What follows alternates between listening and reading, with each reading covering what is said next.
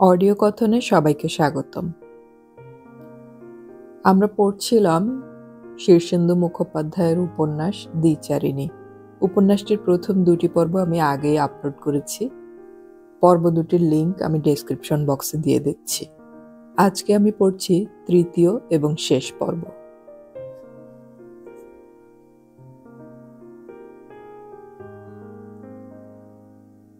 বাবা সকালে পুজো করতে গিয়েছিল, ফিরল উত্তেজিত হয়ে। ঘরে ঢুকেই চেঁচিয়ে বলল, কি কাণ্ড, কি কাণ্ড! ওগো, কোথায় তোমরা? কি সাংঘাতিক কাণ্ড, শুনে যাও। মা তো ভয় পেয়ে উদ্বিগ্ন মুখে রান্নাঘর থেকে বেরিয়ে এলো। কি হলো গো? বাবা উজ্জ্বল মুখে একগাল হেসে বলল, ওহ, সে যা কাণ্ড, ভাবতেই পারবে না। মার উদ্বেগ আর যায় না। ভালো খবর তো? আমার যে বুক কাঁপছে। ভালো মানে? সাংঘাতিক ভালো। বৌরানী মধুকে আইবুড়ো ভাত খাওয়ার নেমন্তন্ন করেছে। মায়ের মুখেও যেন আলো জ্বলে উঠল। হ্যাঁ, বলো কি? দুজনের এই কাণ্ড দেখে আমার হাসি পায়। বাবার একটা দাস মনোবৃত্তি আছে। মধুসূদন দত্তরা বড়লোক বটে, কিন্তু আমাদের মাথা তো কিনে নেয়নি। নিত্য পুজো করে বাবা সে বাড়ি থেকে মাত্র 1.5 বা 200 টাকা প্রতি মাসে পায়, কিন্তু তাইতেই বাবার একটা বিগলিত ভাব, যেন তারা আমাদের দণ্ডমুণ্ডের কর্তা। আমার একটু ভালো লাগে না। বাবা এখনো উত্তেজিত। চেয়ারে বসে বড় বড় চোখে চেয়ে মাকে বলে, উহ, সে কি কাণ্ড! পুজো করে ঠাকুরঘর থেকে সবে বেরিয়েছি, টুলু এসে বলল, বৌরানী ডাকছেন। একটু ঘাবড়ে গিয়েছিলাম ঠিকই, কে জানে কোনো ভুল ত্রুটি হলো কিনা। আমাদের তো পুঁটি মাছের প্রাণ। তা গিয়ে দেখি বৌরানী হাসি হাসি মুখেই বসা, পাট ভাঙা গরদের শাড়ি, এক গা গয়না, জগদ্ধাত্রীর মতো রূপ। তা বললেন, ঠাকুরমশাই, আপনার মেয়ের এত ভালো বিয়ে হচ্ছে, বিলেত ফেরত পাত্র পেয়েছেন, এতে আমাদেরও তো আনন্দ, কি বলুন? আমি বললাম, সবই ঠাকুরের দয়া আর 5 জনের আশীর্বাদ।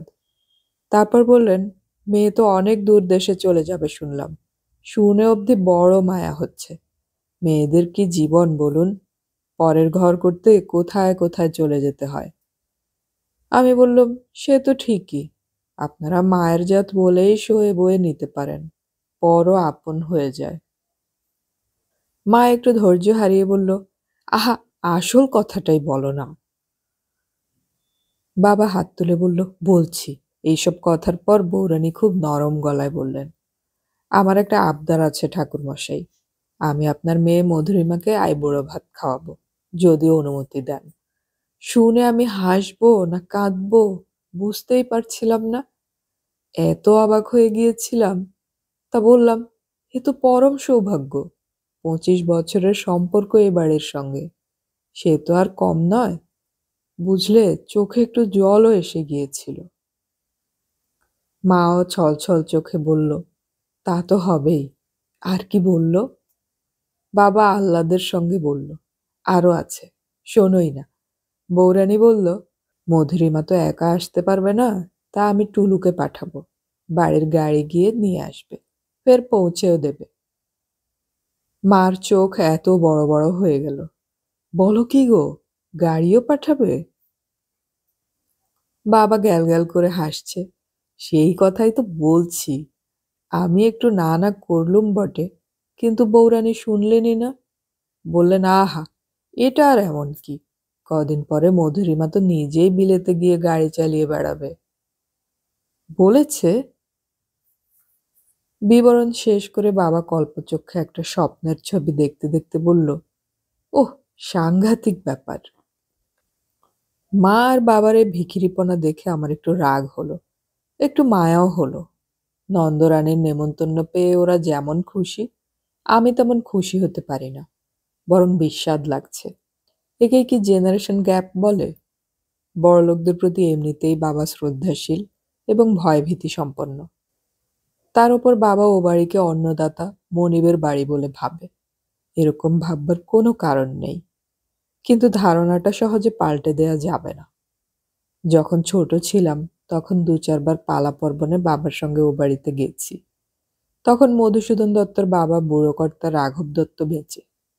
মোটা থলথলে ফর্সা চেহারা, সাদা গোঁফ, শকুনের মতো তীক্ষ্ণ চোখ। তার সামনে বাবার সে কি বিগলিত হে হে হে হে ভাব! বাবার ওপর রাগ হতো, কষ্টও হতো। আর ওই দম চাপা বিশাল বাড়ির জিনিসপত্রে ঠাসা ঘরগুলোতে ঢুকলে কেমন যেন মন খারাপ লাগতো। ক্লাস 7-এ 4 বার গাড্ডু পাওয়া মধুসূদন তখন সদ্য যুবা। মিটমিট করে আমাকে দেখত। গোলগাল ফর্সা বোকা বোকা মুখের মধুসূদনকে দেখলে আমার খুব ইচ্ছে করতো মাথায় গাঁটটা মারতে। বুড়োকর্তা তখনই মধুসূদনের বিয়ের সম্বন্ধ করেছিলেন।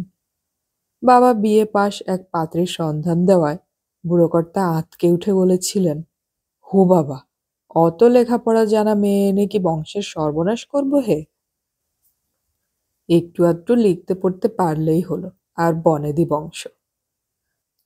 যতদূর জানি নন্দরানীর বিদ্যে ক্লাস 6 অবধি। বাইরের জগৎকে প্রত্যাখ্যান করে ওরা বেঁচে আছে জমানো টাকা আর সুদের কারবারের ওপর। কিন্তু ধীরে ধীরে টাকার পাহাড় ক্ষয় হচ্ছে। প্রমোটারদের আনাগোনা শুরু হয়ে গেছে। বাবার উত্তেজনা এখনো পুরোপুরি প্রশমিত হয়নি। বলল কিছু দিতে দিতেও পারে, কি বলো? মা বলল খুব পারে, ইচ্ছে করলেই পারে। বউরানীর নিজেরই তো বোধহয় 1000 ভরি সোনা আছে। বেশি বেশি, অনেক বেশি। গিন্নি মায়েরই তো 1500 ভরির গয়না ছিল। তাছাড়া বন্ধকি গয়নার তো লেখাজোখাই নেই। তবে কঞ্জুসও আছে, পাওনা গন্ডা মেটাতে বড্ড গড়িমসি করে। বিয়ের জন্য যে ধার চেয়েছিলে তার কি হলো? দেব, দিচ্ছি তো করছেই, এখন দেখা যাক। দেবে মনে হয়? দিতে পারে, তবে সুদ নেবে। মা একটা দীর্ঘশ্বাস ফেলে বলে, তুমি এতকাল ধরে ওদের কুল পুরোহিত, তা সত্ত্বেও সুদ নেবে? সুদই তো ওদের লক্ষ্মী, ওয়ান পাইস ফাদার মাদার। তা নেক, ধীরে ধীরে শোধ দেওয়া যাবে। মাসকাবারি পুজো পাঠের চাকরিটা তো আছে, ওটা থেকেই শোধ হয়ে যাবে। মা শঙ্কিত হয়ে বলে, তারই বা ঠিক কি বলো? ওই যে টুলু ছোড়াটা ও বাড়িতে গেড়ে বসে আছে, সে নাকি তোমার চেয়েও ভালো পুজো করে। তুমিই তো বলছিলে, যদি সেই ছোড়াটাই কাজটা বাগিয়ে বসে। বাবা হা হা করে হেসে বলে, আরে না না, অভিজ্ঞতার একটা দাম আছে না। টুলু তো সেদিনকার ছেলে, তবে তার সংস্কৃত উচ্চারণটা বড্ড ভালো। আর সে ছেলেটার মনটাও খুব উঁচু। আমাকে ছাড়ালে সে ও কাজ কিছুতেই নেবে না। প্রস্তাব তো একবার উঠেছিল, সে সাফ বলে দিয়েছে পারবে না। ভালো হলেই ভালো, আজকাল লোক চেনা খুব মুশকিল। এসবই ছকে বাঁধা সংলাপ। ঘরে ঘরে আইবুড়ো মেয়েদের মা বাপের মধ্যে আবহমান কাল ধরে হয়ে আসছে। গল্প উপন্যাস নাটক সিনেমায় বা সিরিয়ালে আমাদের বহুবার শোনা। তবু নিজের মা বাবার মুখে শুনলে একটু কষ্ট হয়, সামান্য গ্লানিও হতে থাকে। সারাদিন কষ্টটা ডাক টিকিটের মতো বুকে সেঁটে রইল। পরদিন বেলা 11টা নাগাদ আমি যখন কল ঘরে, হঠাৎ টুসির উল্লাস শুনতে পেলাম। ওই তো টুলুদা এসে গেছে। ও মা, অ্যাম্বাসাডার গাড়ি! ইস, আমার যে কি লজ্জা করছে, বড্ড আদেখলে আছি আমরা। টুসিটা যে কি, আর নন্দরানীর বা দরকার কি হলো হঠাৎ যে আমার জন্য গাড়ি পাঠাতে গেল? এত ভালো তো ভালো নয়। আমার বাবা ওদের বাড়ির পূজারি বামুন, যাকে ওরা চাকর বাকরের বেশি বলে মনে করে না। তার মেয়ের জন্য গাড়ি কেন বাবা? কোন চক্কর আছে ভেতরে কে জানে। ব্যাপারটা একদম ভালো লাগছে না আমার। মা বারবার বলতে লাগলো, ওরে একটু সেজে গুজে যা, অত বড় লোকের বাড়িতে যাচ্ছিস। আমি হালকা নীল রঙের লাল পেড়ে একটা শাড়ি পরতে পরতে বললাম, আমি কি সাজে বউরানীর সঙ্গে পাল্লা দিতে পারবো মা? ওসব চেষ্টা না করাই ভালো। তবে সোনার হারটা পরে যা, আশীর্বাদে যেটা পেলি। থাক মা, যেখানে যাচ্ছি শুনলে না সেটা সোনার খনি? সোনা দেখে দেখে বউরানীর চোখ পচে গেছে। আমার পাথরের মালাই ভালো। মা আর চাপাচাপি করলো না। মা কোনোদিনই এঁটে ওঠে না আমার সঙ্গে। গাড়িতে ওঠার সময় টুলু দরজা খুলে ধরে রইল। আমি ওঠার পর দরজা বন্ধ করে ড্রাইভারের পাশে বসতে যাচ্ছিল। আমি বললাম, আপনি পিছনে আসুন টুলু বাবু। বাপরে, তাও কি হয়? আপনি বৌদিমণির অতিথি?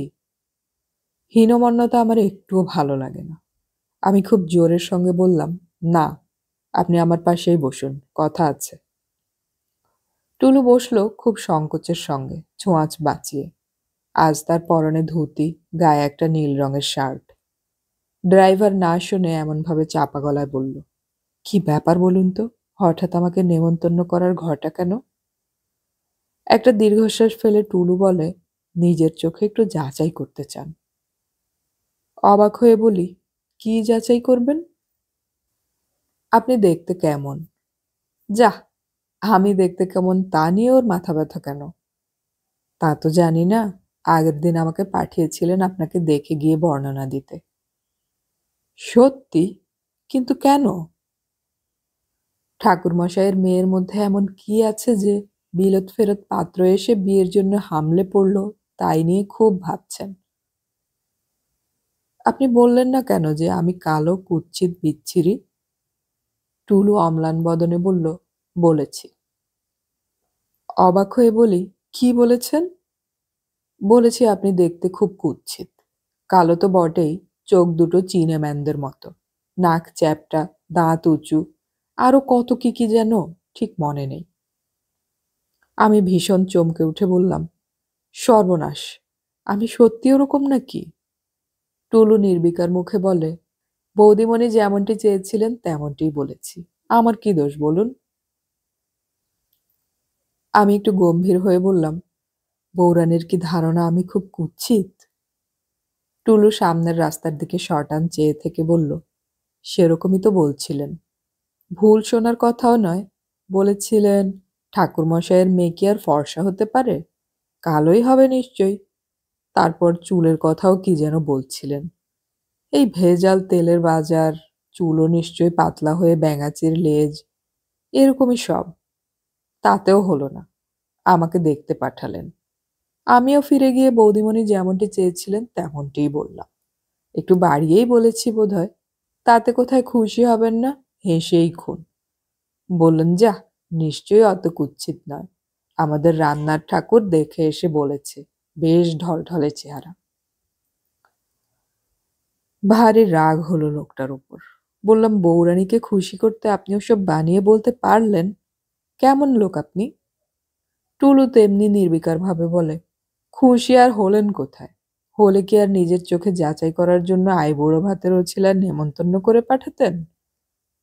আমার কান মুখ ঝাঁ ঝাঁ করছিল। বললাম, আমি সুন্দর হই, কুৎসিত হই, তাতে ওর কি? টুলু তেমনই উদাস গলায় বলে, গরিব পুরুতের মেয়ে, ওদেরই পূজারি বামুন, তার মেয়ের বিলেত ফেরত পাত্র জুটছে জানার পর থেকে উনি বড় অশান্তিতে আছেন।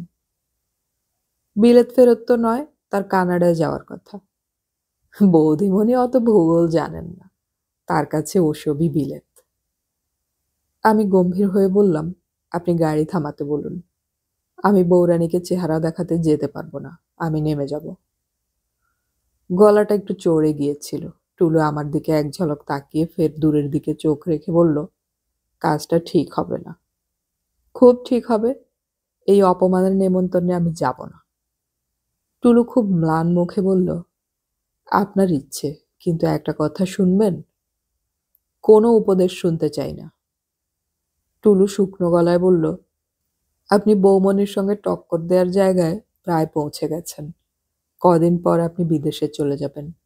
বৌদিমণির তোয়াক্কা না করলেও আপনার চলবে। কিন্তু আমরা, আমি বা ঠাকুরমশাই বা আর যারা এখানে পড়ে থাকবো, তাদের তো সেই জোর নেই। একটু চুপ করে থেকে টুলু আবার বলল, হয়তো বৌদিমণি তত খারাপও নয়, তার জন্য আপনার হয়তো মায়াও হবে। আমি কিছুক্ষণ গুম হয়ে বসে রইলাম। তারপর হঠাৎ ফুঁসে উঠে বললাম, তাহলে কেন বললেন আমার দাঁত উঁচু? কেন বললেন আমার মাথার চুল নেই? কেন বললেন আমার চোখ চীনেম্যানদের মতো? লোকটা ভারী উদাস গলায় বলে, বলেছি বলেই কি আপনি ওরকম? তবে আমি কিরকম? লোকটা একটু চুপ করে থেকে স্বগতোক্তির মতো বলল, আপনাদের কত দয়া, কত মায়া মমতা, কত ভালো আপনারা। এসবই তো মানুষের চেহারা। আপনি এড়িয়ে যাচ্ছেন, আপনি খুব খারাপ লোক। ওপরের তলার মস্ত বৈঠকখানাতেই বসেছিলেন বউরানী।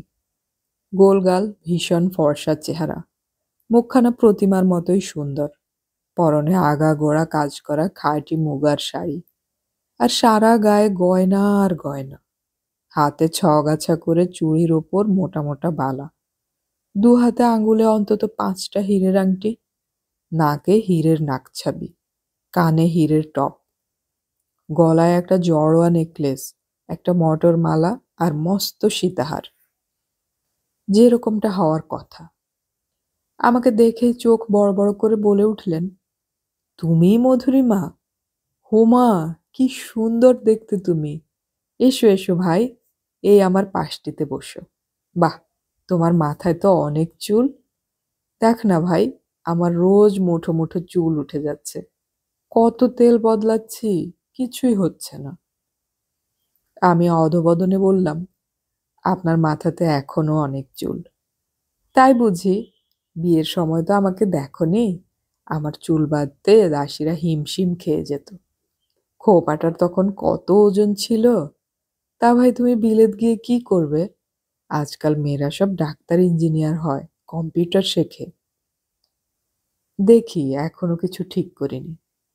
তুমি নাকি ফার্স্ট ডিভিশনে মাধ্যমিক পাশ করেছ? ইস, কি ভালো মেয়ে তুমি! বিলেতে গিয়ে তুমি তো গাড়ি টাড়িও চালাবে। টুলুবাবু বলছিলেন, ওসব দেশে নাকি গাড়ি চালায় গরিবেরা, বড়লোকেরা প্লেন চালিয়ে যাতায়াত করে। সত্যি নাকি? অত তো জানি না। তুমি কিন্তু সত্যিই ভারী ভালো দেখতে। এমা, তুমি আজ সাজনি কেন বলো তো? সাজতে ভালো লাগে না? না, সে যে কি হবে! না না, ওটা কোনো কথা না।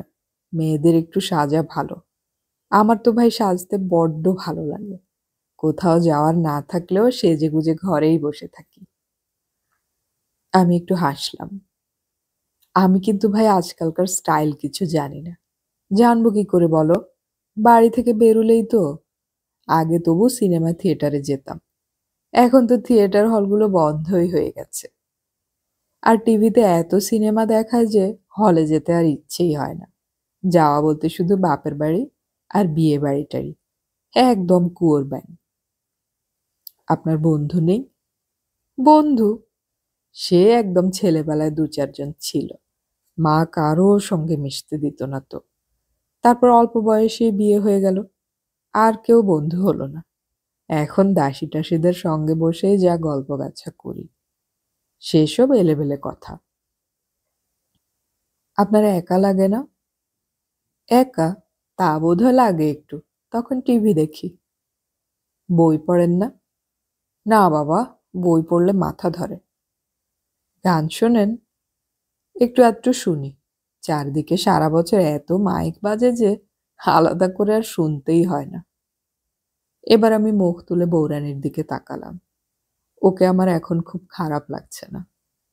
বউরানী একটু আনমনে দেয়ালের গায়ে একটা হোঁতকা টিকটিকির দিকে চেয়ে থেকে বললেন, মাঝে মাঝে গাড়ি করে গঙ্গার হাওয়া খেতে যাই অবশ্য। বেশ লাগে। জাহাজ ভোঁ দিয়ে ধীরে ধীরে চলে যাচ্ছে। মনটা কেমন যেন করে তখন। কথাটা শুনে আমার যে কেন কষ্ট হলো কে জানে। বউরানী একটু গাঢ় স্বরে বললেন, বাইরেও বেড়াতে যাই মাঝে মাঝে। কাশী, বৃন্দাবন, হরিদ্বার, রাজস্থান, দক্ষিণ ভারত। কিন্তু ফিরে এসে কি মনে হয় জানো? কি মনে হয়? মনে হয়, কেন গেলুম? গিয়েছিলুম তো ফিরে আসবই কেন? আমার যে ঘাট বাঁধা আছে। ও ভাই, আমি যে তখন থেকে একাই বকবক করে মরছি। তুমি কিছু বলছো না তো? কি বলবো? বাহ, তোমার কোনো কথা নেই? খুব মুখচোরা নাকি তুমি? না, শুনছি তো। মুখচোরা হলে তোমার চলবে কেন? আর কদিন পরেই তো তুমি সাহেবদের দেশে চলে যাবে। সিউমিউ করে ইংরেজিতে কথা কইবে। হেসে বললাম, আপনি বলুন না, শুনতে বেশ লাগছে। আহা, আমি কি কথা জানি? কোথায় শিখবো বলো? কথা বলতে কেউ শেখায়নি যে, চুপ করে থাকতে শিখিয়েছে। আবার বউরানীর মুখের দিকে আমাকে তাকাতে হলো। এত গয়না, এত রূপ, এত আত্মসন্তোষের ভিতরে থেকেও অন্য কোনো সংকেত লুকিয়ে রয়েছে কি? বউরানীর মুখে কিন্তু সেরকমই একটা খুশির হাসি। আহ্লাদ ফেটে পড়ছে। বুঝলে ভাই, যারা কথা জানে তারা কম কথা বলে, আর যারা কথা জানে না তারাই বকবক করে। একটু হাসলাম মাত্র। আচ্ছা, তোমার বিলেত ফেরত বরটি কেমন বলবে? লজ্জা পেয়ে মাথা নত করে বলি, খারাপ নয়। অনেক লেখাপড়া জানে না? তা জানে। আমার বরের বিদ্যে জানো তো, 7 অবধি। তাতে কি?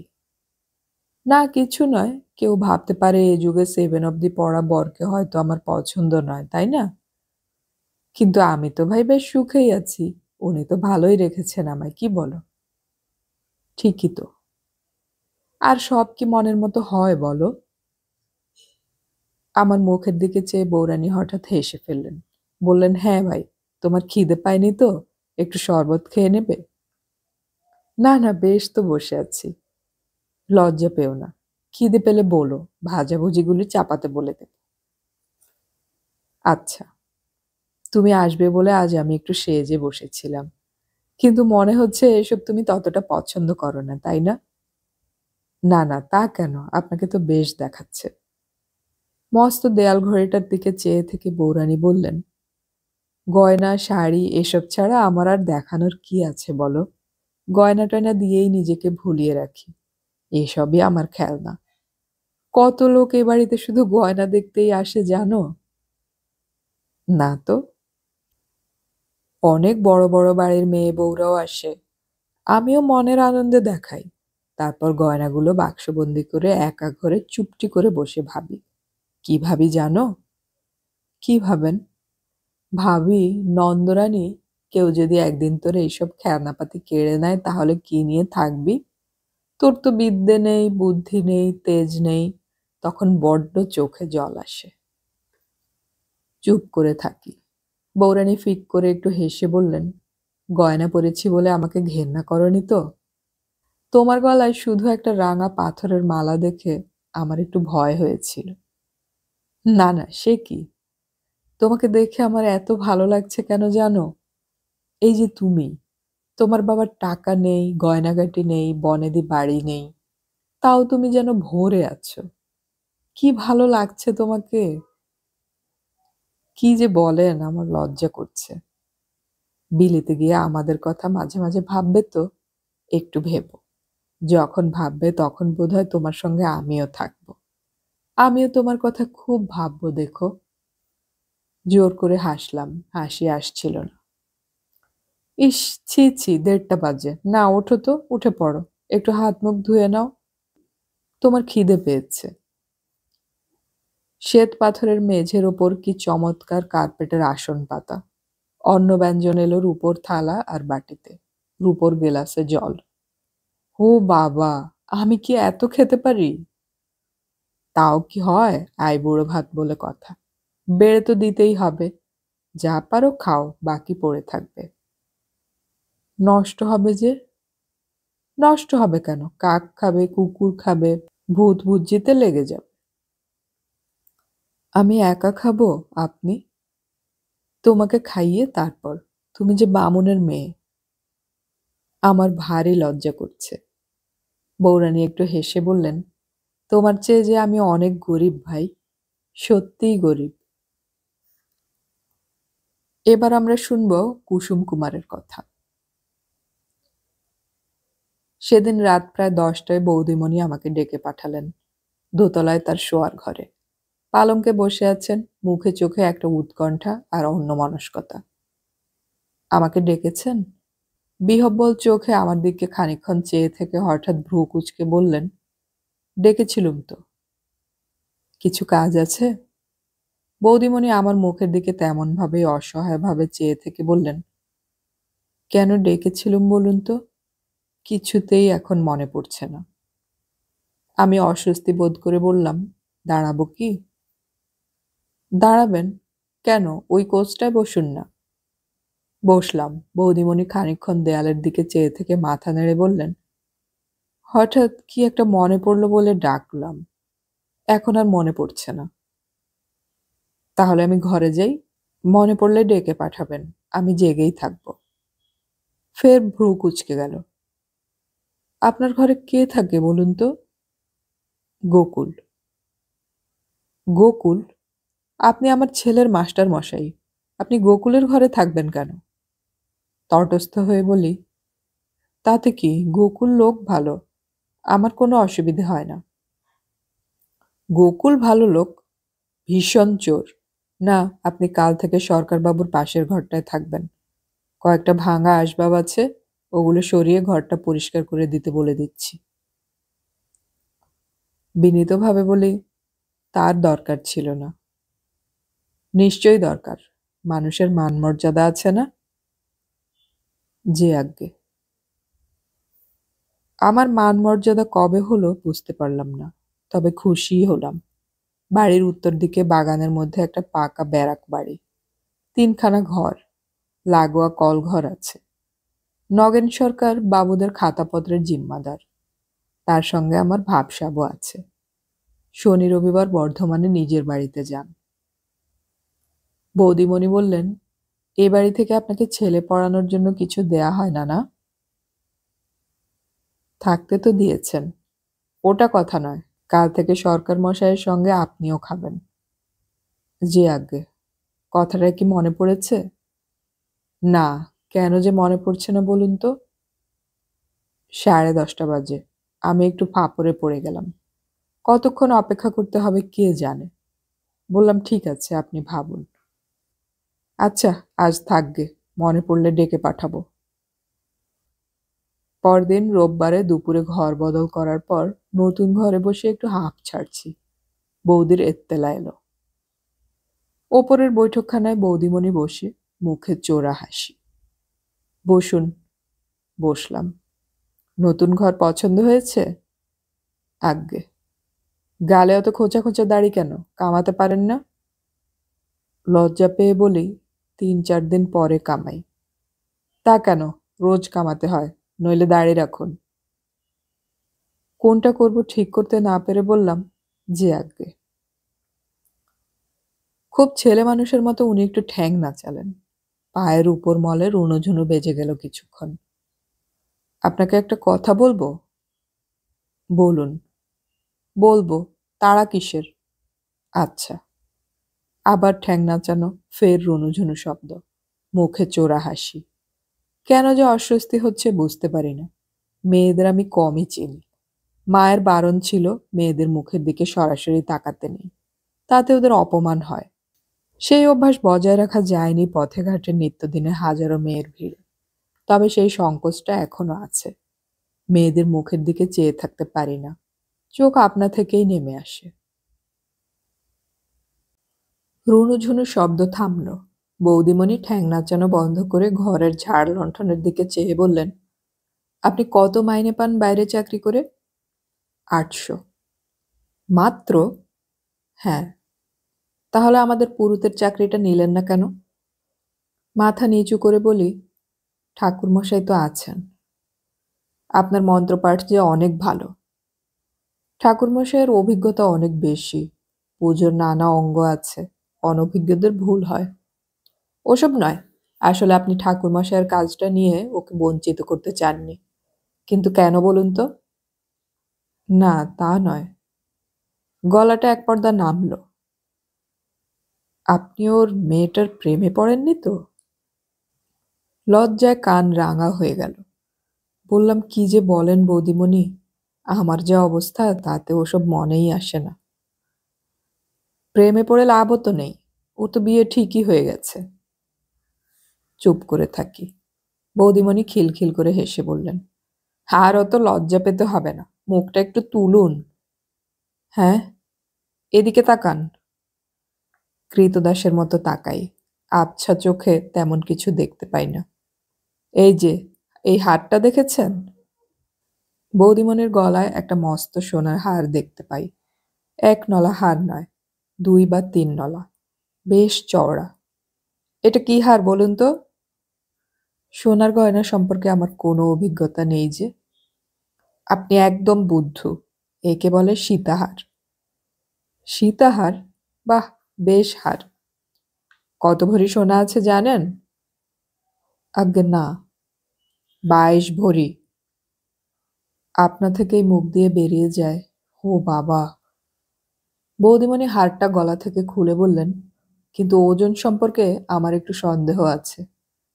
শচীশ চাকরার ওজনে 22 ভরি। আমার মনে হয় ঠিকঠাক ওজন করলে 18-19-এর বেশি হবে না। আপনি এটা একটা ভালো জায়গা থেকে ওজন করিয়ে আনতে পারবেন? আমি? নয় কেন? মাথা চুলকে বললাম, সোনাদানার ব্যাপার কি আমি বুঝবো? বৌদিমণির মুখে সেই মুখ টেপা হাসি। কচি খোকা হয়ে থাকলে কি চলবে? এতদিন না হয় মায়ের আঁচলের তলায় ছিলেন, কিন্তু এখন তো পাকাপোক্ত হতে হবে। যে আজ্ঞে।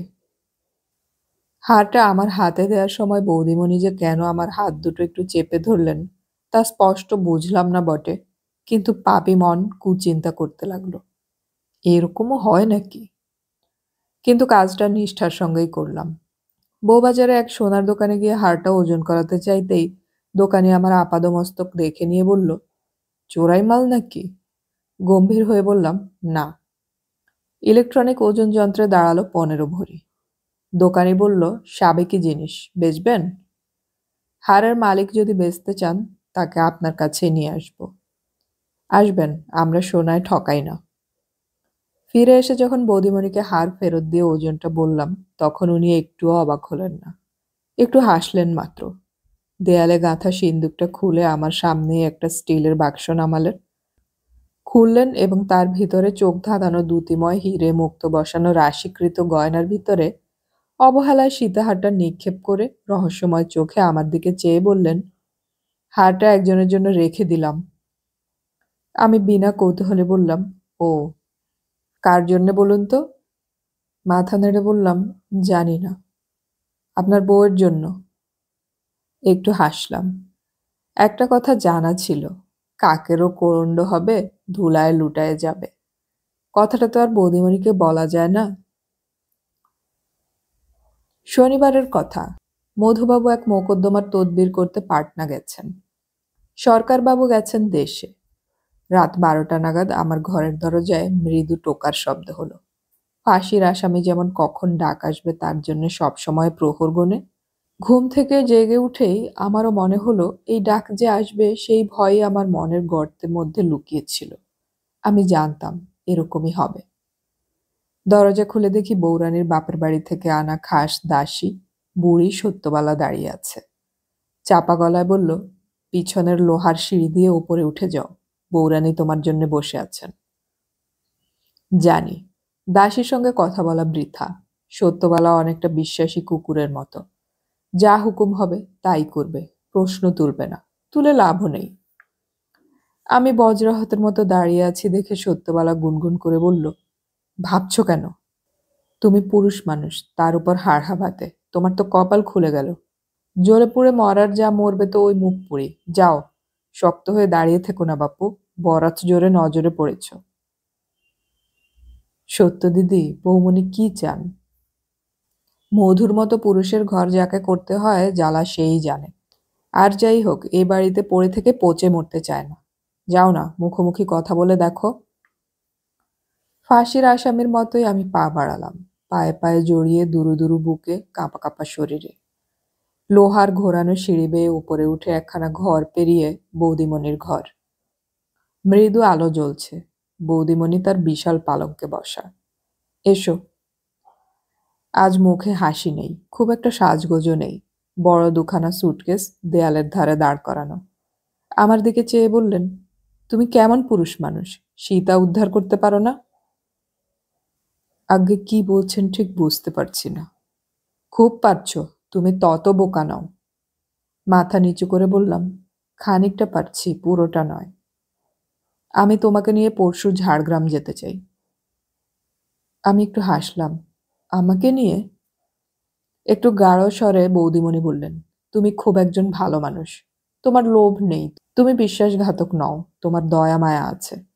তোমাকে দেখেই আমার মনে হয়েছিল এই মরা মেয়ে মানুষটার মধ্যে যেটুকু ধূপপুকুনি এখনো আছে সেটুকুকে এ বাঁচাতে পারে। আপনি যে সীতা উদ্ধারের কথা বলছিলেন বৌদিমণি, সীতাকে তো উদ্ধার করেছিলেন তার স্বামী রাম।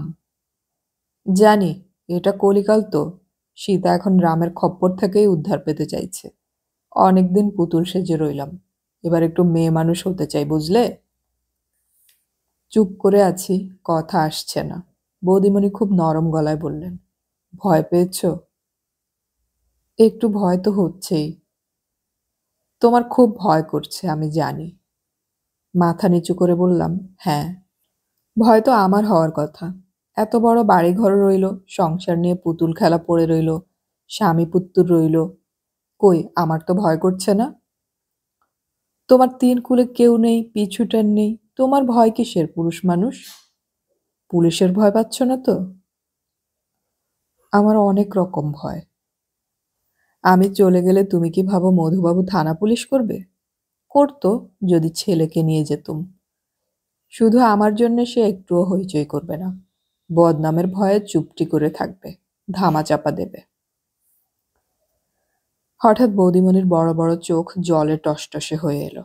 আঁচলটা তুলে মুখ চাপা দিয়ে রইলেন কিছুক্ষণ, তারপর মুখ তুলে বললেন, আমার বয়স কত জানো? মাত্র 27 কি 28।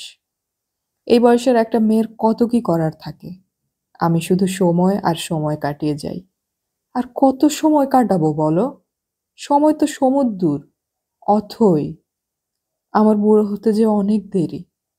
ততদিন আর কত সময় কাটাতে পারবো বলতে পারো? ছেলের জন্য আপনার মন কেমন করবে না? করবে না? খুব করবে। কিন্তু ওর বাবা আছে, টাকা আছে, দাসদাসী আছে, মায়ের অভাবও টেরই পাবে না। তারপর ঝাঁ করে বড় হয়ে যাবে, নিজের মতো হয়ে যাবে। ওর জন্য ভাববো কেন? তুমি কি আমাকে দুর্বল করে দিতে চাইছো? না তো, শুধু ভাবছি আমার মা আমাকে কত আগলে থাকতো। গরিবেরই মা বাবা থাকে, যাদের টাকা আছে টাকাই তাদের মা আর বাবা। আমার ছেলে ঠিক তার মতো করেই বড় হয়ে যাবে। আমার মুখে কথা আসছে না, ফাঁসির দড়ি ধীরে ধীরে গলায় এঁটে বসছে। আমার কিছুই করার নেই। বৌদিমণির চোখ দুটো ফের জলে ভরে এলো, তারপর গড়িয়ে পড়তে লাগলো গাল বেয়ে। আকুল গলায় বললেন, পারবে না? আমার জন্য এটুকু পারবে না? চুপ করে দাঁড়িয়ে থাকি, কিছু বলতে পারছি না, কথা আসছে না। বৌদিমণি নিজেই সামলে গেলেন, ধীরে ধীরে বললেন, ঝাড়গ্রামের বাড়িটা আমাকে আমার দাদা মশাই দিয়ে গেছেন। তোমাদের মধুবাবু জানেও না সে বাড়ির কথা। একদিন অসহ্য হলে পালিয়ে যাব বলে ওকে বাড়িটার কথা কখনো বলিনি। শুধু সত্যবালা মাঝে মাঝে গিয়ে সব গুছিয়ে রেখে আসে। চারদিকে শালবন, পাখির ডাক, কাছে একটা নদী আছে। রাঙা মাটির কাঁকুড়ে পথ ধরে যদি চলে যাও গহীন জঙ্গলে পৌঁছে যাবে। ফাঁকে ফাঁকে ধ্বংসস্তূপ, লোধাদের বস্তি, আদিবাসী গির্জা। একদিন যদি তুমি আর আমাকে না চাও, তাহলে আমি হয়তো খ্রিস্টান মিশনারি হয়ে যাব। আমার যে কত কি হতে ইচ্ছে করে। একজন বিপন্ন মহিলাকে মনের মধ্যে তুলে নিতে পারো না? তুমি কেমন ভালো মানুষ। ওর গলায় যে কান্নার মতো ধ্বনি উঠে এলো, সেটা কেমন বিবশ করে দিল আমাকে। আমি বললাম, আচ্ছা, যেমন চাইছেন তাই হবে। ও কেমন কাট কাট কথা। আমি দেখছিলাম বৌরানীর খাটের বাঁ ধারে মস্ত কারুকাজ করা দূপাল্লার দরজাটায় সামান্য একটু ফাঁক, ওপাশে অন্ধকার। সেই ফাঁকটার দিকে চেয়ে আমি নিষ্প্রাণ গলায় বললাম, কিভাবে বলতে হয়? বৌদিমণি উঠে আচমকা একটা ঢেউয়ের মতো আমার উপর এসে পড়লেন। দামি জর্দা, বিদেশি সেন্ট আর মেয়ে মানুষের অচেনা গন্ধ আমাকে জাপটে ধরল। প্রগাঢ় এক থরথর চুম্বনের পর বৌদিমণি রুদ্ধশ্বাস গলায় বললেন, এইভাবে বলতে হয় পুরুষ মানুষ, এইভাবে। আমি দরজার ফাঁকটার দিকে চেয়ে হাতের পিঠে ঠোঁটটা মুছে নিয়ে বললাম, ওই দরজাটা, ওখানে কেউ আছে। বৌদি চকিতে ঘাড় ঘোরালেন। কে? জানি না। বৌদিমণির ফর্সা মুখ হঠাৎ লাল হয়ে গেল। কে খুলে রেখেছে দরজাটা? ধীরে সুস্থে গিয়ে দরজাটা খুললাম। ফাঁকা দরদালান, অন্ধকার। বৌদিমণির মুখ থেকে রক্ত সরে গেছে, বড্ড ফ্যাকাশে দেখাচ্ছে এখন। মৃদু স্বরে বললেন, কে ছিল বলো তো? জানি না। দরজাটা আমি নিজের হাতে বন্ধ করে ছিটকিনি দিয়েছিলাম। চোখে ঘোর সংশয় নিয়ে আমার দিকে চেয়ে রইলেন বৌদিমণি। তিনি ভয় পেয়েছেন। আমি নিঃশব্দে তার দিকে চেয়ে আছি। ভীষণ হতাশভাবে বিছানায় বসে বৌদিমণি বললেন, এ বাড়িতে অনেক চোখ, অনেক কান। তুমি যাও টুলু, আমার বড় অস্থির লাগছে। সত্যবালাকে একটু ডেকে দিয়ে যেও, সে গোল বারান্দায় বসে আছে। জর্দার গন্ধটা অনেকক্ষণ গেল না ঠোঁট থেকে। বৌদিমণির জর্দা আসে চিতপুর থেকে। আমার গেঞ্জিতে সেন্টের গন্ধটাও লেগে রইল। সব কিছুকে ছাপিয়ে যাচ্ছিল মেয়ে মানুষের শরীরের রহস্যময় গন্ধ। কিংবা সেটা হয়তো আমার বিভ্রম। মেয়ে মানুষের কি আর আলাদা গন্ধ থাকে? কিন্তু আমি গন্ধ পাচ্ছি। আমার ভিতরকার উপসী ঘুমন্ত এক বাঘ জেগে উঠে লেজ আছড়াচ্ছে, হুঙ্কার ছাড়ছে। সে কি এবার শিকারে বেরোবে? কালো একটা লাইন আমার চোখের সামনে অনেকক্ষণ স্থির হয়ে রইল। মস্ত সেগুনের দরজায় চুলচেরা একটুখানি ফাঁক। অন্ধকার থেকে একটিমাত্র বিষচক্ষু দেখে নিচ্ছে আমাকে, বৌদিমণিকে। এই আমার প্রথম ধাপ। আমি নদিয়ার শান্তিপুরের কুসুম কুমার, গরিবের ছেলে, দুনিয়ার কোটি কোটি অজানা মানুষের একজন। আমার সূর্য ওঠে তিল জ্বলায়, শিবপুরে অস্ত যায়। একটুখানি আমার জগৎ। হঠাৎ সেই জগতে এরকম ভাঙচুর। ঘুম এলো না। কতবার যে কল ঘরে গেলাম, কতবার যে নিজেকে অপরাধী ভেবে মনস্তাপ হলো। চোখে জল এলো। এবার আমরা আবার শুনবো মধুরিমার কথা। এ কি করছেন আপনি? হেমা, এটা কেন পড়াচ্ছেন আমাকে? একটু পড়ো ভাই, দেখি তোমাকে কেমন দেখায়। বাহ, কি ভালো মানিয়েছে তোমাকে। কেন, আপনার জিনিস আমাকে পড়াচ্ছেন কেন? আমার জিনিস আবার কি? যখন যার তখন তার। দেখো না, আয়নার দিকে চেয়ে নিজেকে একবার ভালো করে দেখো। ঠিক যেন তোমার জন্যই তৈরি হয়েছিল হারখানা। বড্ড রেগে যাই মনে মনে। এসব কি হচ্ছে বুঝতেই পারি না। বললাম, না না, এবার এটা খুলে নিন। পাগল, এটা যে আজ তোমার আইবুড়ো ভাতের দক্ষিণা। সে কি? আমার আবার দক্ষিণা কিসের? না বৌরানী, এরকম করবেন না। আমি এসব নিতে পারবো না। আমি গয়না পরি না। এটা গয়না তো নয়, এটা আমার ভালোবাসা। ভালোবাসা ফিরিয়ে দিতে হয় বুঝি? আমি হেসে ফেলে বললাম, ভালোবাসার সঙ্গে গয়নার কি সম্পর্ক বৌরানী? ভালোবাসা তৈরি হয় মনে, আর গয়না শ্যাকরার দোকানে। ওমা, তুমি তো বেশ কথা বলো। তাহলে সারাদিন চুপটি করে ছিলে কেন? আপনি এটা বাক্সে তুলে রাখুন বৌরানী, আমি এটা নিতে পারবো না। ফিরিয়ে নিয়ে কি পরের জন্মে কালীঘাটের কুকুর হব? ওটা তোমাকে দেব বলে যে মনে মনে ঠিক করে রেখেছি। বিশাল সীতাহারের ভারে আমার যে কি অস্বস্তি হচ্ছে তা বলার নয়। এরকম অপ্রস্তুত করে কেউ? ছোটখাটো একটা আংটি বা দুল হলেও না হয় কথা ছিল, কিন্তু এর যে কিলোখানেক ওজন। বৌরানী মুগ্ধ দৃষ্টিতে আমার দিকে চেয়ে থেকে বললেন, এটা পরে কিন্তু বিয়ের পিঁড়িতে বসতে হবে, মনে থাকে যেন। আমার চোখে জল এলো। বললাম, কেন গয়না দিচ্ছেন বৌরানী?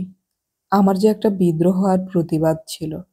আমি ঠিক করে রেখেছিলাম আমার গরিব বাপের মর্যাদা রাখতে আমি লাল পেড়ে সাদা শাড়ি পরে এরকম পাথরের মালা গলায় দিয়ে বিয়ে করতে বসবো। কিছুতেই সাজবো না। বৌরানী হেসে ফেললেন, তবে তাই করো। তোমাকে হয়তো তাতেই মানিয়ে যাবে। এই সীতাহারখানা বাক্সে রেখে দিও। আমার তো প্রতিবাদ নেই। প্রতিবাদ করতে গিয়ে দেখেছি প্রতিবাদের বদলে অপরাধ আর পাপ করে ফেলছি। কি জানি ভাই, তোমার মতো মাথা তো আমার নেই। পড়ন্ত বেলা যখন বৌরানীর কাছ থেকে বিদায় নিচ্ছি, তখন ওর দুই বড় বড় চোখে টসটস করছে জল। এত ভালো কেন যে লাগলো মানুষটাকে। গাড়িতে পাশে বসে তেমনই সোজা ঘাড়ে সামনের দিকে চেয়ে বসে আছে লোকটা। সাড়া শব্দ নেই। শুনছেন? কিছু বলবেন? এবার আপনার চাকরিটা যাবে। কেঠো হাসি হেসে বলল, তাই বুঝি? কেন, কি করেছি? কি করেছেন তা আবার জিজ্ঞেস করছেন? আমাকে দাঁত উঁচু, কেলে, কুষ্টি কত কি বলে বৌরানীর কাছে লাগিয়েছিলেন তো। কিন্তু বৌরানী আমাকে যে সুন্দর বলেছেন। আপনি তো সুন্দরী। আর এটা দেখেছেন আমার গলায়? দেখেছি, সীতাহার। কিছুতেই নেব না। তবু এত ভালোবেসে আদর করে দিলেন যে ফেরাতে পারলাম না। এত লজ্জা করছে, কি ভারী বলুন তো? হ্যাঁ, ওটার ওজন ১৫ ভরি। আমার তাক লেগে যায়। ১৫? তাহলে তো এর অনেক দাম। হ্যাঁ, অনেক। ইস! আমার যে এখন ভীষণ খারাপ লাগছে। এটা দেওয়ার কি দরকার ছিল বলুন তো? আপনাকে বেশ মানিয়েছে। ছাই মানিয়েছে। আমার মতো রোগা মানুষকে এত বড় হার কখনো মানায়? এসব গিন্নি-বান্নিদের গয়না, সেকেলে। তাহলে তাই হবে, কিন্তু আপনার গলায় খারাপ লাগছে না। বউরানীকে আপনার কেমন লাগে? ভালোই তো। আমার কিন্তু খুব ভালো লাগলো। যা ভেবেছিলাম তা নয়। আপনিও যেন এরকম একটা কি বলছিলেন তখন। হ্যাঁ, আপনি খুব খারাপ লোক। আমি কিছুতেই ভুলব না যে আপনি বউরানীকে খুশি করতে আমার চেহারার নিন্দে করেছিলেন। মানুষকে খুশি করেই যে আমাকে বেঁচে থাকতে হয়। কথাটা এমনভাবে বলল, একটু কষ্ট হলো আমার। সামনে একটা রোড ব্লক। রাস্তা বন্ধ করে সারাইয়ের কাজ হচ্ছে। ড্রাইভার গাড়ি থামিয়ে বলল, ঘুরে যাওয়ার কোনো রাস্তা আছে? এ পথ দিয়ে তো যাওয়া যাবে না। আমি বললাম, আছে, তবে সে রাস্তা ভীষণ ভাঙা। আপনাকে আর যেতে হবে না। এখান থেকে পায়ে হেঁটে আমাদের বাড়ির একটুখানি রাস্তা। আমি চলে যেতে পারবো। ড্রাইভার শঙ্কিত গলায় বলে, বউরানী শুনলে রাগ করবেন। আমি হেসে বললাম, বউরানী জানবে না। আপনি গাড়ি ঘুরিয়ে নিন। ড্রাইভার তবু দোনোমনো করছিল। আমি নেমে পড়লাম, সঙ্গে টুলুও। এ কি, আপনি নামছেন যে? আপনাকে বাড়ি পর্যন্ত পৌঁছে না দিয়ে আমি ফিরে যেতে পারি না। হোমা, কেন? এ তো আমার পাড়া। তা হোক। নেমে হাঁফ ছেড়ে বাঁচলাম। গাড়ি করে যাওয়া আর উপর থালায় ভাত খাওয়া থেকে শুরু করে এতক্ষণ যে দম বন্ধ লাগছিল তা থেকে মুক্তি। ড্রাইভারকে বললাম বটে একটুখানি পথ, আসলে এখান থেকে আমাদের বাড়ি অন্তত ১৫ মিনিটের রাস্তা। আপনি যে কেন নামলেন? আমি একাই যেতে পারতাম। পাগল, আপনার গলায় সীতাহার একা ছেড়ে দেওয়া কি ঠিক হতো? ও তাই তো, ভুলেই যাই। আপনি আজ এত গম্ভীর কেন? টুলু কি একটু ভাবল, তারপর বলল, ও কিছু নয়। সামনে অনেক দিনের পুরনো একটা বন্ধ কারখানার দেয়াল। উল্টো দিকে মজা পুকুর। খুব নির্জন, একটু অন্ধকার। পিছন পিছন দুটো ছেলে আসছিল। লক্ষ্য করিনি, টের পাচ্ছিলাম। একটু দূরেই ছিল ওরা। হঠাৎ জোর কদমে ছেলে দুটো দৌড়ে আসছিল। পায়ের শব্দ শুনে ঘুরে তাকাতেই ওরা আমার উপর এসে পড়ল। কপালের ডান পাশে কি দিয়ে যে মারল কে জানে। আমার মাথায় বিদ্যুতের মতো একটা যন্ত্রণা ঝলসে উঠল। মাগো বলে বসে পড়লাম। আর তখনই টের পেলাম গলা থেকে সীতাহারটা কে যেন টেনে নিয়ে গেল। আটকানোর সাধ্যই ছিল না আমার। চোখে অন্ধকার দেখছি। তার মধ্যেই টুরুর একটা চিৎকার শুনতে পেলাম, আর দৌড়ের আওয়াজ। কি হলো বুঝতে আমার সময় লাগলো। মাথার অন্ধকার কাটিয়ে যখন চোখে চাইলাম, তখন কাছে কেউ নেই। কিন্তু কারখানার দেয়ালটা যেখানে শেষ হয়েছে, সেখানে আবছা ২-৩ জনকে আলো আঁধারিতে দেখতে পেলাম আমি। একজনকে দুজন মিলে একটা কিছু করছে। হয়তো ভয়ঙ্কর কিছু। একটা অচেনা গলা চাপা হিংস্রতায় বলে উঠল, মেরে ফেলবো শালা খানকির বাচ্চা, জানে মেরে ফেলবো। আমি হঠাৎ উঠে পড়লাম। ওরা টুলুকে মারছে। চেঁচাতে চেঁচাতে দৌড়তে লাগলাম। মেরো না, মেরো না, হার নিয়ে যাও, ওকে মেরো না। দৌড়ে কি পারি? পা টলছে, মাথা ঘুরছে। কারাটে শেখার যে কোনো মানেই নেই তা আমি জানতাম। বিপদে পড়লে মেয়েরা চেঁচায়, আর চেঁচানিতে যদি কাজ হয়, হলো না। আমার চেঁচানি কেউ শুনতেই পেল না। ছুটতে গিয়ে দুবার পড়েও গেলাম। প্রথম একটা ছেলে পড়ল, তারপর আরো একটা। ৩ নম্বর ছেলেটা একজনকে টেনে তুলল। দিবি না শুয়োরের বাচ্চা? তোর মাকে? কানে আঙুল দিলাম। দৌড়াচ্ছি, কিন্তু পৌঁছাতে পারছি না। কেন? এত দূর তো নয়। হঠাৎ দুটো ছেলে দৌড়ে কারখানার পাশের গলিতে ঢুকে পড়ল। যখন পৌঁছলাম তখন রক্তে ভেসে যাচ্ছে টুলু। পেট আর বুকে দুটো হাত চেপে উঠে বসার অক্ষম চেষ্টা করলো। আমাকে দেখে ওই সাংঘাতিক অবস্থার মধ্যেও একটু হাসবার চেষ্টা করে বলল, নিতে পারেনি, এই যে। হাতে সেই সাপের মতো বড় সীতাহারখানা। আমি একটানে হারখানা ধুলোয় ফেলে দিয়ে বললাম, কেন? চোখের জলে ভেসে যাচ্ছি, কেঁপে যাচ্ছি সেতারের মতো, দুহাত ভরে যাচ্ছে রক্তে। ও বলল, হারখানা ফেলে দেবেন না, ব্যাগে ভরে রাখুন, ওটার যে অনেক দাম। কত দাম? কত? আপনার প্রাণের চেয়ে বেশি? কয়েকটা ছেলে ফুটবল খেলে ফিরছিল। আমি চেঁচিয়ে উঠলাম, শোনো ভাই, শিগগির এসো, একে হাসপাতালে নিয়ে যেতে হবে। তারা ভালো ছেলে, সঙ্গে সঙ্গে চলে এলো। ইস, কি করে হলো? পলিটিক্যাল কেস নাকি দিদি? না ভাই, দুটো গুন্ডা ছেলে ছুরি মেরে গেছে। ওরা দৌড়ে গিয়ে ট্যাক্সি নিয়ে এলো, ধরাধরি করে তুলল। আমি যখন উঠতে যাচ্ছি, একটা ছেলে এসে হাত বাড়িয়ে বলল, এটা পড়েছিল ওখানে আপনার? সেই সীতাহার। একবার ভাবলাম বলি না, আমার নয়। তারপর অনিচ্ছুক হাত বাড়িয়ে হারটা নিয়ে ব্যাগে ভরলাম। এ হারের বাজার দর জানি না, কিন্তু একজন বড্ড ভালো লোক যে এর জন্য মরতে বসেছে তা ভুলি কি করে। পরের ঘটনাটুকু ঘোরের মধ্যে ঘটছিল। ভালো করে চেতনাও ছিল না আমার। হাসপাতালে বোধহয় প্রথমটা নিতে চায়নি। ছেলেগুলো চেঁচামেচি ঝগড়া করে ইমার্জেন্সিতে ভর্তি করলো। ডাক্তার এলো, অক্সিজেন এলো, সেলাই করতে নিয়ে গেল ওটিতে। আমি বিবশ শরীরে বারান্দা একটা সিঁড়িতে বসে রইলাম। পৃথিবী শূন্য হয়ে গেছে চোখের সামনে। ছেলেগুলোই এসে আমাকে বলল, বাড়ি যান দিদি, ডাক্তার বলেছে 72 ঘন্টা। বাঁচবে? দুটো স্ট্যাব ইঞ্জুরি, কিছু বলা যায় না। আপনার হাজব্যান্ড? না না, আমার বন্ধু। একজন চাপা গলায় অন্যজনকে বলল, বয়ফ্রেন্ড। অবসন্ন শরীরে আধ মরার মতো বাড়ি ফিরলাম।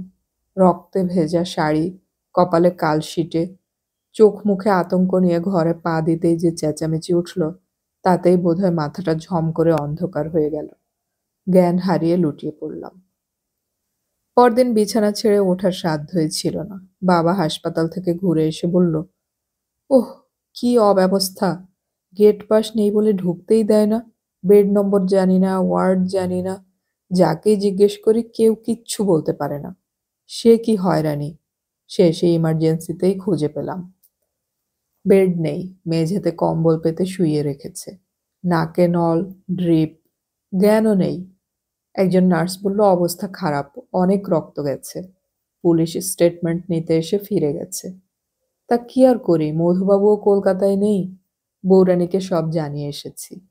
ওরা যদি দয়া করে ওই নরক থেকে উদ্ধার করেন গরিবের ছেলেটাকে। শুনে বুকের ভিতরটা শূন্য হয়ে যায়। অবস্থা খারাপ। কতটা খারাপ? একটু বেলায় পুলিশ এ বাড়িতেও এলো। মনে পড়ল তখন ঘোরের মধ্যে হাসপাতালের খাতায় আমার ঠিকানাই লিখিয়ে দিয়ে এসেছিলাম। দত্তবাড়ির কথা মনেই নেই। পুলিশ জেরার পর জেরা করতে লাগলো আমাকে। স্পটটা কোথায়, কজন ছিল, কাউকে চিনি কিনা, কিরকম চেহারা, ভিকটিমের সঙ্গে আমার সম্পর্ক কি, লাভ ট্রায়াঙ্গল আছে কিনা, পলিটিক্যাল অ্যাঙ্গেল থাকা সম্ভব কিনা। একসময় ধৈর্য হারিয়ে আমি কেঁদে ফেললাম। ওসব নয়, এবার আমাকে ছেড়ে দিন। একজন অফিসার বললেন, অন্তত ক্রিমিনালদের একটা বিবরণ দিন। আমি তাদের আবছা দেখেছি, কিছু মনে নেই। ওরকম অবস্থায় তাই তো হওয়ার কথা। তবু যদি জামা বা ট্রাউজারের রং, হাইট, চুলের স্টাইল কিছু বলতে পারেন, দেখুন না চেষ্টা করে। চোখ বুজে দৃশ্যটা ভাবার চেষ্টা করলাম। করতে গিয়ে হু হু করে চোখে জল এলো। অফিসার বললেন, স্টেডি হন, কনসেন্ট্রেট করুন। আমি চোখ মুছে ফের চেষ্টা করতে লাগলাম। দুজনের পরনেই ছিল গাঢ় রঙের টি শার্ট আর কালচে প্যান্ট। ছিপছিপে চেহারা। একজন বেটে, অন্যজন সাধারণ হাইট। অফিসার মন দিয়ে শুনে টুকে নিতে নিতে বললেন, এই তো পেরেছেন। এবার আরো একটু ডিটেলসে যাওয়ার চেষ্টা করুন। মুখ দুটো মনে পড়ে কিনা, কিংবা আবার দেখলে চিনতে পারবেন কিনা। মাথা নেড়ে বললাম, পারবো না। চেষ্টা করুন। ভয়েস তো শুনেছেন, কিরকম ভয়েস মনে পড়ে? ভাঙা ভাঙা। অবাঙালি টান আছে? না। অফিসার ভ্রু কুঁচকে নোটবইয়ের দিকে চেয়েছিলেন। হঠাৎ মুখ তুলে বললেন, যতদূর শুনেছি এটা স্ন্যাচিং কেস।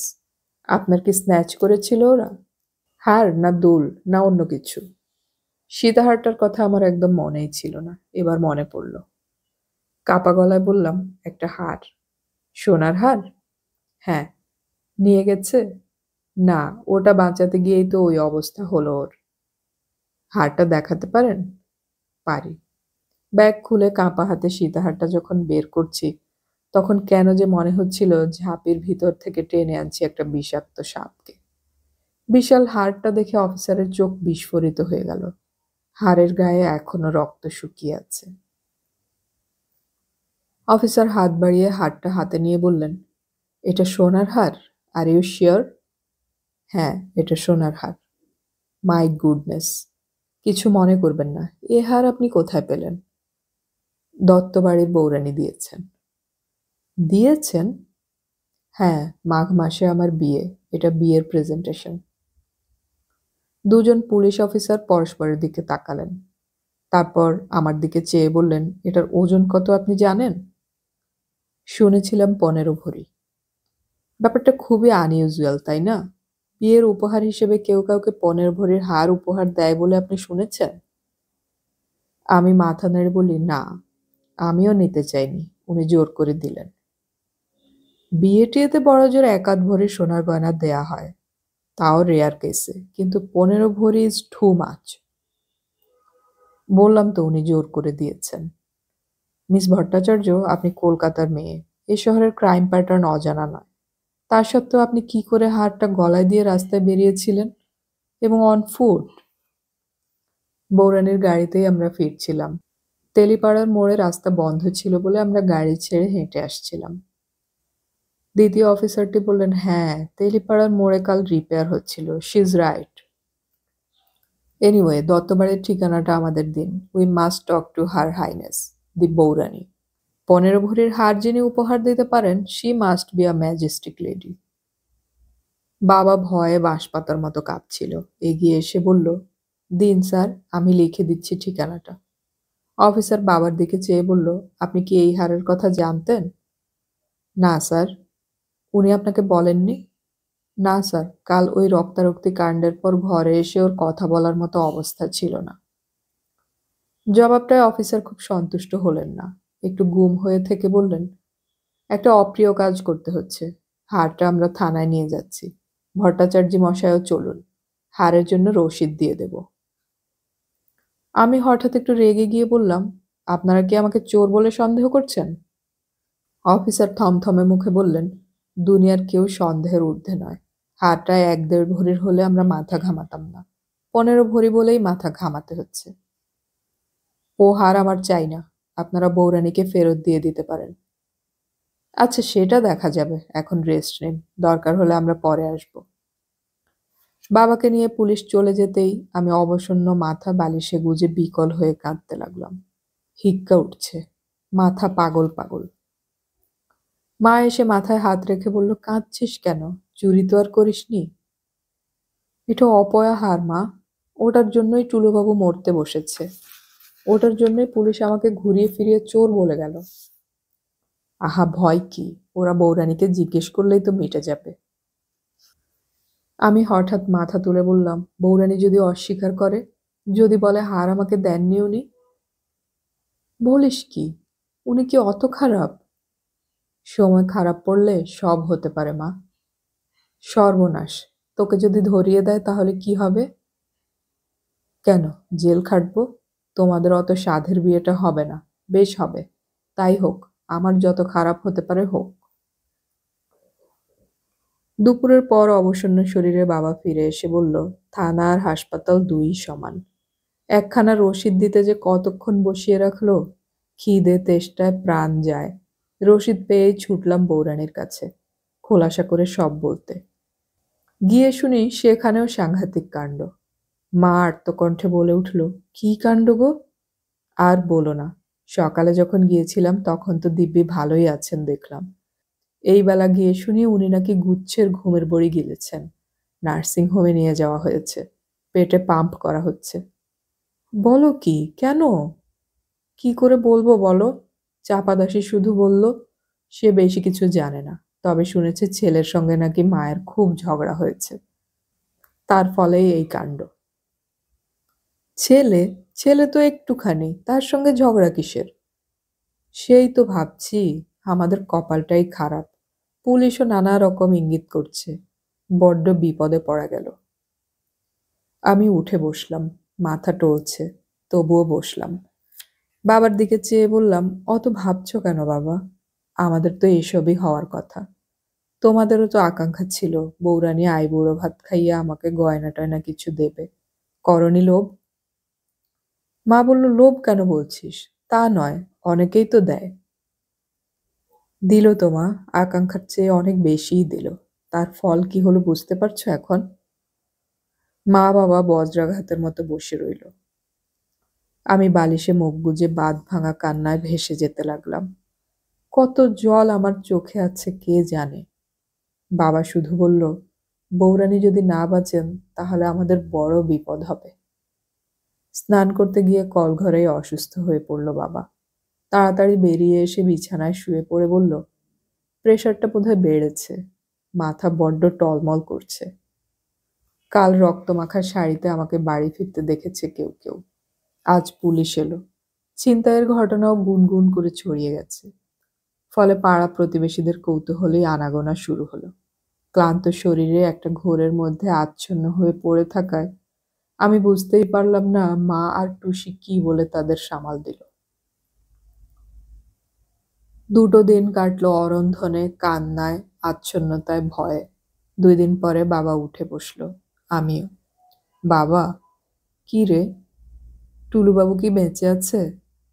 বাবা ঠোঁট উল্টে বলল, কি করে বলবো বল? আমি আজ একবার ওকে দেখতে যাব।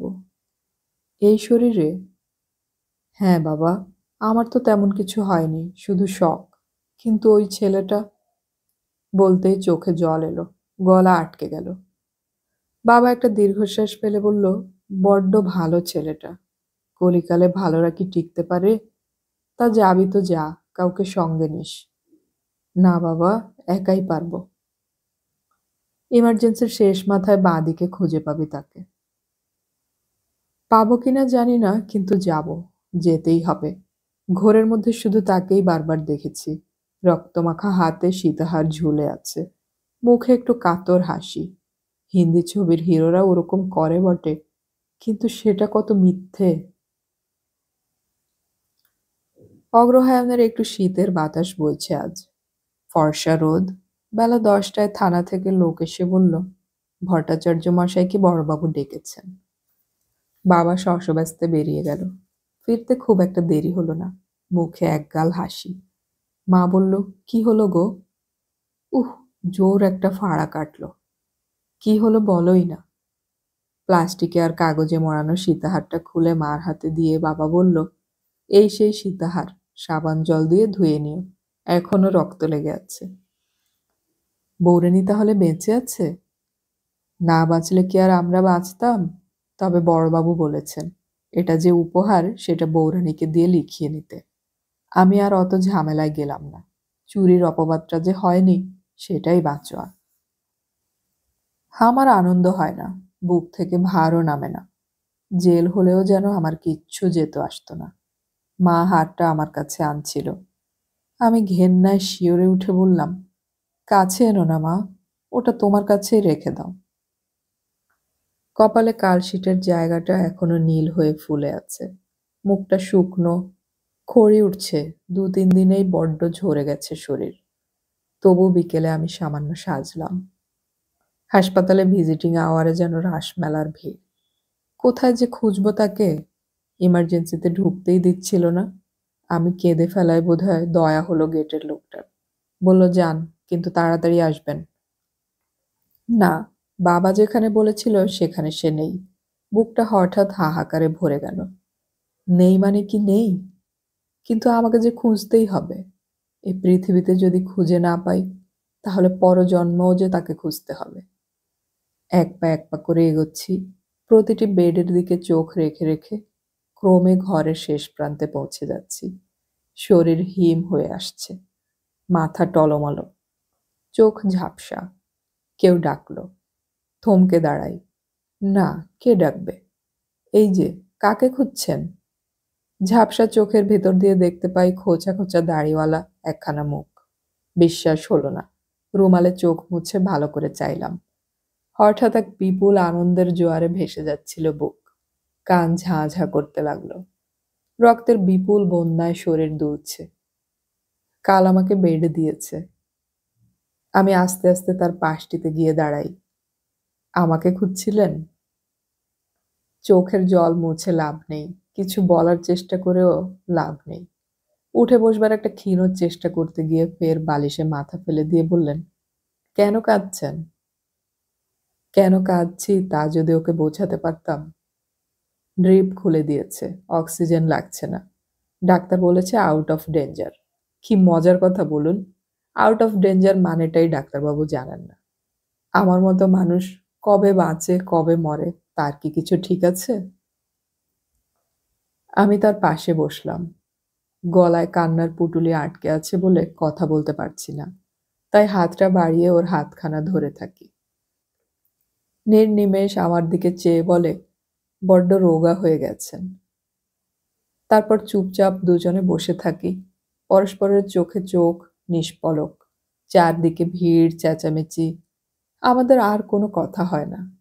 তবু কত কথা হয়, কত কথা যে ওড়াউড়ি করে বাতাসে। কানাডায় যখন একজনের ঘর করব, তখন বুকে বাস করবে অন্য একজন।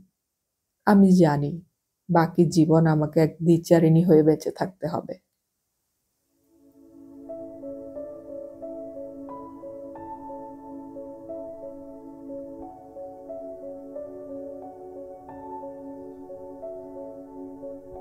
এতক্ষণ আমি পড়ে শোনালাম শীর্ষেন্দু মুখোপাধ্যায়ের উপন্যাস দ্বিচারিণী এর শেষ পর্ব।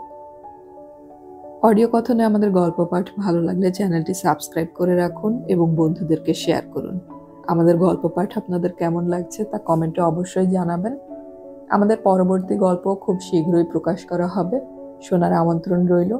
গল্প পড়ি, গল্প শুনি, বাংলা গল্প ছড়িয়ে পড়ুক সবখানে।